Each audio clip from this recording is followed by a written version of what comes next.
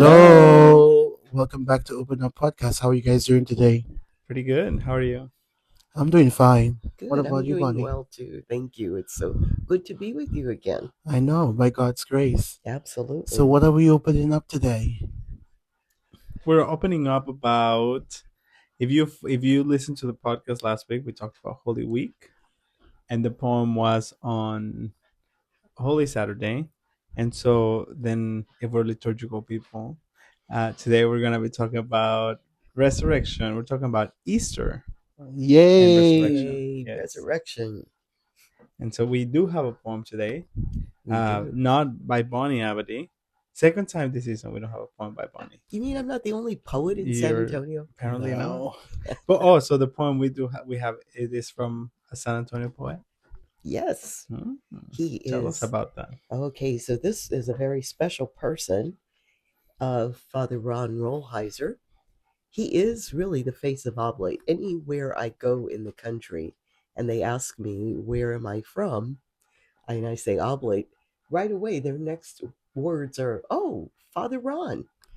So Mm. he is the face of OST in the Mm. world out there. He writes books, but he also writes poetry.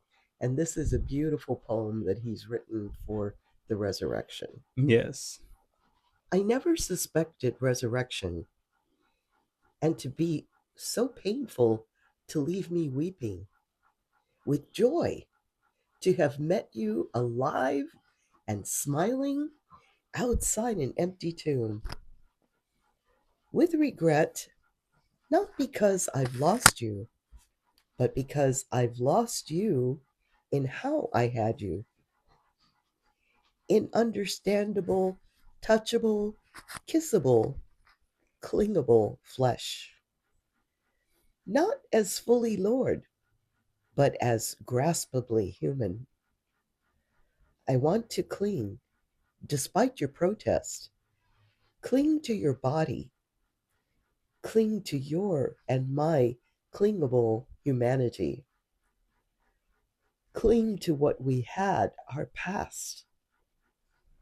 But I know that if I cling, you cannot ascend, and I will be left clinging to your former self, unable to receive your present spirit. Beautiful.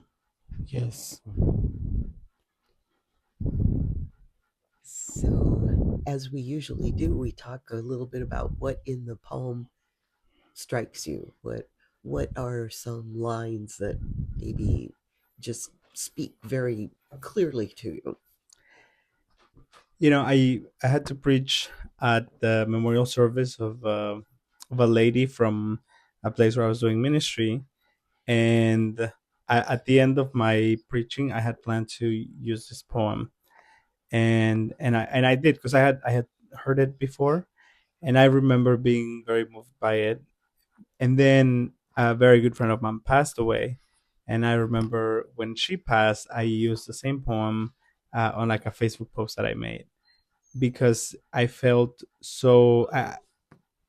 like I related more to it, and it was so much more moving and touching to me, especially because I related to the part that says, you know, with regret, not because I've lost you, because I've lost you in how I had you. So to me, it was understanding that I don't have this person how I used to have them, and I cannot call and I cannot hug and I cannot see them, but also there was this sort of realization that I do want to hold on to this person and I do want to have them here, but I can't, and that I need to let go of them to not that we have any power to hold on to them and keep them here, but it is also part of our own healing. So when the poem says, "If I cling, you cannot ascend, and I will be left clinging to your former self." That's the same line that struck me in the poem, and I take this and I remember my grandmother because she when she died, I I was in New York City and I was missing something because I really wanted to see her because she said to me, oh, I'm gonna wait for you. I'm gonna see you when you get back, and all of that.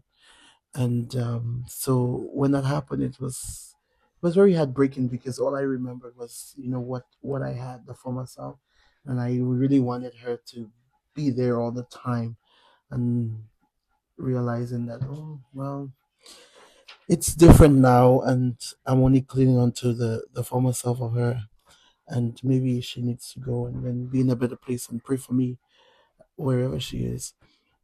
So I'm happy to listen to this poem. And there is another point I think that really touched me here is that I want to clean despite your protests, clean to your body, clean to your and your cleanable humanity. I think when we speak about Jesus Christ, I think we want him to always be there physically with us when we're going through our own struggles and pains. Um, well, as religious, yeah, I do go through some trials and tribulations, but it also helps me to know that knowing that Jesus is not there, his absence in certain things allows me to see, oh yeah, maybe I need to continue this relationship with him. I need to work on it. I need to be present in the Blessed Sacrament. I need to show up and give myself so that he could also give to me also and give me life and new life. So yeah, that's what I get from this poem. What about you, Bonnie? I really like well, I think it's really the same place that you both um, chose. And that is the I miss you in your clingability, in your humanness. It's to cling to your body. It's what I miss the most about the people that I love who have died. The question of why aren't you still here? Why aren't you still here? And in God's plan, things have to evolve so that new life is possible. That's very beautiful. I think for context, Mark, when you were talking about resurrection and the resurrection of Mm-hmm. Jesus and your relationship with Jesus, and so how this poem connects to that, because this poem actually, the way he wrote it is like Mary Magdalene talking to Jesus on the morning of resurrection. And so it talks about her saying, I want to cling, because she's trying Right, to touch him, and he says, no, I have to ascend to my father. Right, so all of that makes sense, because he says, if I hold on to you, then you cannot ascend. right, Right, right, so we can then put our loved ones in there, but it's to say to Jesus, right? And so it's this whole idea of resurrection is new life. And so when Jesus was killed and then he resurrects, uh, he's still Jesus, but it's different too, right? Right. his I, spiritual self.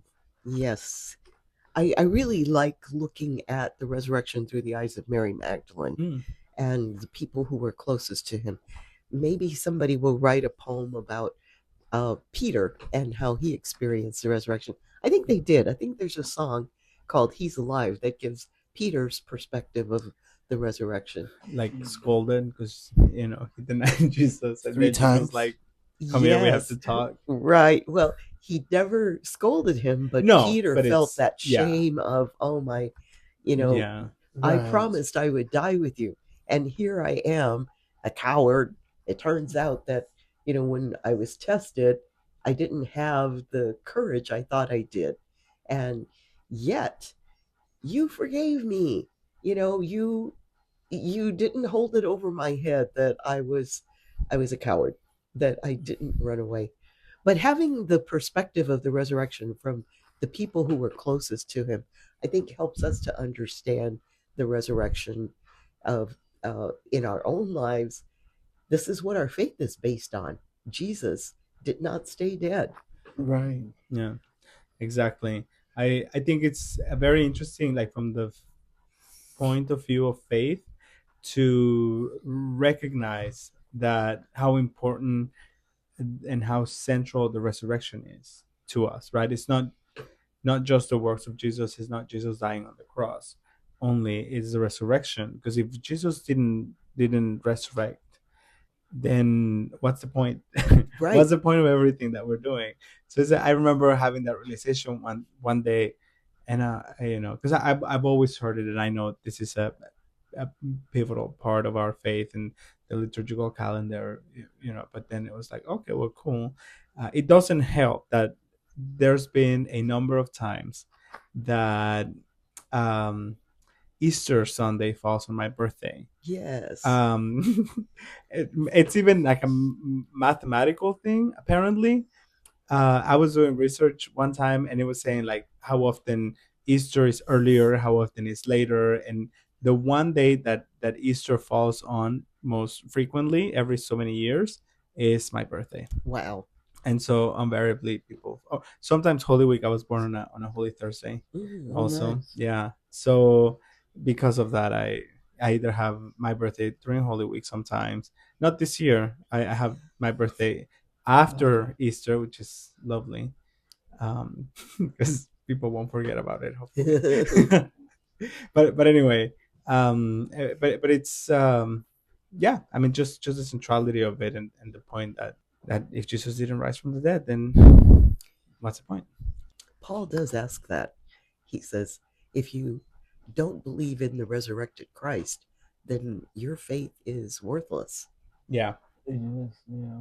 Well, I think we should, if we put ourselves in Mary Magdalene's shoes, and we look at when she got to the tomb, like what I'm looking at when she get to the tomb, and how she would be crying and saying, "Oh, he's not there." But then when he appeared, maybe if I was in his space, I would say, "Take me with you. I don't want to be in this world anymore." Just because she saw his resurrected self, but not even realizing that it was him. Um, so I also love from this poem where it says, um, well, it's the first line where it says, "I never suspected resurrection, and to be so painful to leave me weeping with joy, to have met you alive and smiling outside the empty tomb." I think that's why I'm saying if I was in her shoes at the empty tomb and seeing that he's not there, then there's a sense of tears, like who has taken his body? Maybe that's what she's thinking, and then there's a sense of um, oh, what he said did come true. He's resurrected. So that's why women have a place in the church because she was the first one who realized that he was resurrected, not even realizing herself until when the guy at the tomb said to her, "Who are you looking for? Don't you know that he's not among the dead, but he's among the living?" So I think that's an important point for me. She was told by Jesus, go tell the others. Right, right. Yeah, she was told Yes, by the him. Apostola Apostolorum. So, with all of these treasures of our faith based on the resurrection, how is it that Easter is associated with Easter egg hunts, the Easter bunny? How did that happen? I don't know. I'm not Oh sure how that god, happened. that's an American thing, in I my think view. so. You didn't have this No, when you we grew did up? not. I have no idea how in the Yeah, world we didn't have it. and what in the world do eggs have to do with resurrection and a bunny that lays eggs or finds eggs. I mean, I don't. It's it's cute at best. One thing I do like about American Easter celebration is the peeps, Mm. the little marshmallow Uh covered huh. in sugar. Yeah, I do enjoy those quite a bit around this time of year, and also the jelly beans. I remember there's like some gourmet ones, and they Hmm. have like a popcorn one. That's my favorite one. Oh. Yeah, but anyway, I mean, I don't know how it became, because we never, where I'm from, it was never about like candy or Mm-mm. anything like that. I mean, I remember the Easter Vigil being very nice, and I really liked it a lot. And I remember the next day, one of the things that we used to do, and I remember it as a child, and then it sort of died out. Uh, but it was like people would get wet. Like you would go to the river, or not we didn't have rivers where I'm from, but like wherever there was like water, and or like outside of people's houses, like kids would just like bring buckets and like throw it at each other, and it was like a big game, and it had to do with the resurrection, or like people would just grab them and grab somebody else and like drop them in like water. It was like a thing. I don't know what that, again, I have no idea how that relates to the resurrection. Somebody once said that it was like a tradition because a lot of times people wouldn't shower all of Lent, and so as people were going to church, Mm, they would dump water. Other people would dump water on them, like because of the resurrection. So it was like Oh. now you can take shower, a or shower. Oh, whatever. So yeah, but I have no idea of the historical development of the Easter of any bunnies. of that. Yeah. It would seem to me that that might be like a recollection of their baptism. And Yeah. that's Oh, how yeah, I yeah, would yeah. see it. Yes, we go Probably. to in the Yeah. Caribbean for that. Okay. For the Yes. Close. resurrection of of for the baptism thing. Mm-hmm. But in the Caribbean, we don't know. We don't have anything about this Easter bunny thingy. We only when I came over here, I was surprised about that. During when we after the Easter vigil, some families maybe we have a glass of wine at home or take a shot of what do you call that, Campari or um, Chairman's Reserve. But then what we would do is the next day you have this family gathering. We have my grandmother makes a dish, my aunt is making a dish. Everybody brings something, and then we have this big celebration at home, and that's where we celebrate the resurrection of Jesus's reason, and we all eat, laugh, dance, music. It's party time the Sunday after the mass. After the mass, we come from the mass. We'd have a party right there. So I don't know where this Easter bunny. We never ate candy on Easter Sunday in my country. Mhm, We only ate good food and good company and laugh. We played game. We played dominoes and everything. And mhm, we yeah, and then we even spoke about what people give up for Lent and if they're gonna continue to keep away from these things, you know. mhm. And then like we would say chocolate and then like, oh, well, I'm still eating my chocolate. Like the family members, they would talk about these little things. Oh, what did you give up for Lent? Or oh, are you gonna continue? And they're like, no, no, no, no, no. That was just for this time. But it was funny. But it was a good thing. So getting back to the talking about what did you give up for Lent and are you going to continue? I think that's a really good tradition because what we gave up at Lent is supposed to make us better people. That is true. So having the follow up is a really good thing that the family would Yeah. talk about. But then the funny thing, like people would say they give up milk. Like in the Caribbean, persons would even like they would not drink any milk because they believe you have to stay away from milk. Like my parents would say, during that time they would tell us worms is in the milk. We're not supposed to have anything from them, like to prevent us from drinking the milk.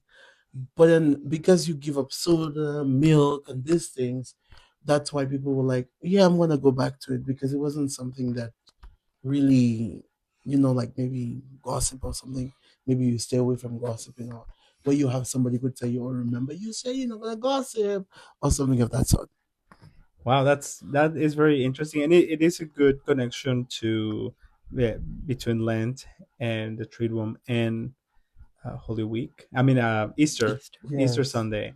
But because it does call to new life, as Bonnie was saying, just Yeah. like it's this, we've walked through the desert with Jesus, but we never did answer the question of how the bunny gets here. But Bunny, this is your culture, Yes, it so is. I honestly do not understand the bunny except that the bunny brings the eggs. Now, yes, the bunny is supposed to be laying the eggs. I don't get that. But bunnies multiply rapidly. So bunnies are a symbol of abundant life. Mm. And yeah, and then the candies are the goodness that life can be. But sometimes you get some jelly beans that don't taste so good. Especially yes, those gourmet jelly beans. They have some weird uh, yes, Mhm. flavors, but that's kind of just to remind us that that which looks good isn't always, and that's one of the truths about life as well, right? yeah.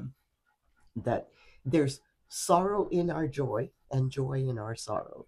That life is a combination Mm. of the two, and so with resurrection, it's not always, the good side of things, which is where I want to live because I like to wear rose colored glasses and I want everything to be beautiful. But the reality of life is that there are rough roads and thorns and death and suffering. Mhm. And when we're enmeshed in that, we may forget about the hope that the resurrection offers us. Right. And yet it's always there offering it. Yeah. So doesn't that like prevent persons from focusing on the resurrection because they focus on the bunny? maybe maybe it's a way of getting children to be curious about what is this Easter thing about. I don't know. Interesting. I mean, there is definitely like a very commercial side to it because if you Yes. go to the stores in February, like as soon as, well, but I guess St. Patrick's conflicts with Easter sometimes, but you do have like Easter decorations and whatever starting very very early, Like Valentine's Day the like next day, right? yeah, like as soon as Christmas is over, Right. you have Valentine's. But I mean, that's the commercial side. I don't know that it connects with the religious aspect of it. Just like Valentine's Right. doesn't connect with Right. like Necessarily, right. the Saint Valentine. Right. So, but whatever. I mean, I think because I've heard also like about the bunny and like trying to spiritualize it, and I think it's just an idea of trying to incorporate it. But that's in my experience like a very American thing. Mm-hmm. So Yeah. like, granted, I haven't had an Easter experience in Mexico in like 17 years now. Uh, So I don't know if that has made it down there. Like Santa Yeah. Claus has made its way down there, Yeah. but when I was growing up, it was like in the north of Mexico because we share the border and all of that, but more like central and South Mexico. Some people like you see it on TV, so it's not like, but it's not like we didn't know who Santa Claus was. We knew it, but it was always like, oh yeah, that's like in the United States. And then we received the presents like from the Three Kings, and Right. so it was never this idea of, oh yeah, that's when we get presents on Christmas. Some families did, but it wasn't the majority. yeah, gift giving was really January 6th. Right. Mm-hmm. Yeah. And so, and it wasn't like here people give each other's presents, right? This was like the kings bring you presents, Oh. and that's it. So it's not like you have to do Christmas shopping. I don't think we have any children listening, or people who don't know that their parents are Santa Claus. But Ah, no! You just pointed to Children, them. yeah, children, well, don't listen. yeah, well, Uh-huh. yeah. Anyway, when we upload the videos, I always click that it's not meant for children. Anyway, so but I don't know if this idea of the Easter Bunny has made it down there. And also like Mexico is or was when I was growing up a fairly Catholic country as well. Mm-hmm. So it's just kind of different. But yeah, did you guys have any traditions growing up about for Easter other than buying new dresses? Well, that would have been part of Yeah. it, to get new clothes for Easter and a new pair of shoes. When I was very little, that also included a hat and gloves. Wow. Yes, I know. That's a long time ago. People are like, what's a hat? What's gloves? But yeah. Also, we would dye the eggs, and, Oh yeah. that would be on Holy Saturday that we would dye eggs. And then on Sunday, we would have the Easter egg hunt. Uh, I remember one year that I was like 4 years old and I thought I was old enough to go hide the eggs. So my mom and dad let me do it. But I was a terrible hider because I would go to my brothers and say, "Oh, you're really close. Oh, look, there it is." They were supposed to find it themselves, and I was, like so excited that they would find it. So I kind of ruined the Easter egg hunt. Oh, that's But those were nice. some traditions that we Yeah. would have. So the Easter Bunny idea was like even as you were a child, that was sort of part of It the was. Easter. Mhm. Okay, interesting. Yeah, it's kind of like Santa Claus in that you had to be good for him to come and visit Oh, and bring you the really? basket Okay. of goodies. Yeah. Was it like you have to be good throughout Lent, or it was just Yes, okay? yes, it was that you had to be good not just 2 days before Easter, but Yeah. had a Lenten observance so that when the Easter Bunny came, he brought you goodies. Right. Very Interesting. good. So what I think, I mean, we were covering a lot of grounds, from traditions and whatever, but uh, what does Easter mean to you now, like in the present time? Because we've had like a lot of experiences in life, whatever, but today, what does it mean for you, McQueen? I think after hearing the whole history in the stories from the Easter Vigil Mass, when we sit there and listen to all of the creation story and all of this, how Christ came into fruition, I think then you're like, oh, this is awesome. This is life giving. Even on Sunday, after we went through the Palm Sunday and listening to like to the passion of how Christ, there were some points in when I became very teary, um, because I felt what the people were doing. I put myself in the position that I was responding, where the people had to respond, crucify him, and all of these things. And knowing that we're not in that stage no more, where he has come, he has resurrected, he has brought new life. I see what is new for me now, when Easter Sunday come, and how I could continue that newness into my life. So that's how I look at it. That's beautiful. Yes. So that it's an every year we get a little bit better as we get closer to Hmm. eternity. Yes. Yeah. Very nice.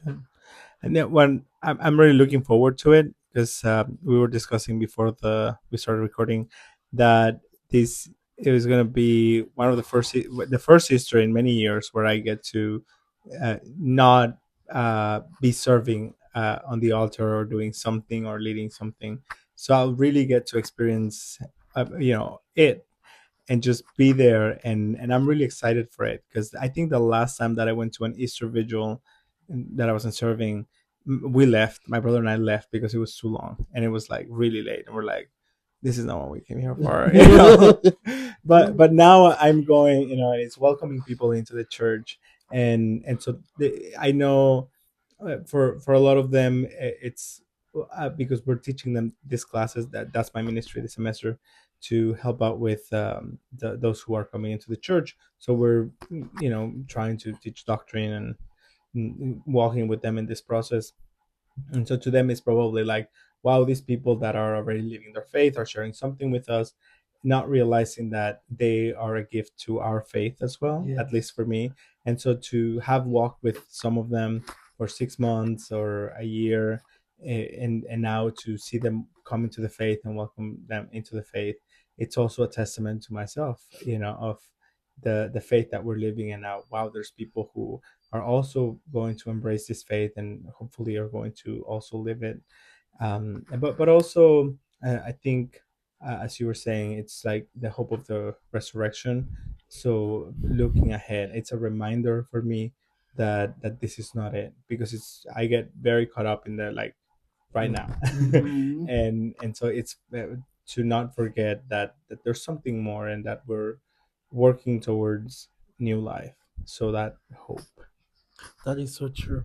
Many times, the people that go through the OCIU process, and these people are the ones yearning for the faith and yearning. They want something more. Yeah. They want the transformation. They want the order. They want to be able to receive the Eucharist. But then we, who have been we were brought up into the church through our life, and so we realize that how they are experiencing something different than us. And I think Hmm. that's why, just like you said, they are also impacting us ourselves, because they are coming to a faith where they really chose to come into and say, well, this is what I want for my life. I want to be able to receive Christ throughout this whole time, not knowing that we ourselves, we had it from the beginning. Our parents brought us into the church, but now these people, they chose to, they come, they enjoy, and that's why they kind of, what do you call, they give us this life-giving faith too, because we're like, okay, we journeying with them. And that's very true. I like what you said, Yeah. Antonio. Thank you. Yeah. What about you, Bonnie? They enliven our faith. Yes. Their uh, their witness to the faith is beautiful. Yeah. Yes. What about you, Bonnie? What does resurrection mean for you today? Today, well, because of how late it is in my life, the belief in the resurrection is what I hold on to when my family and friends pass away.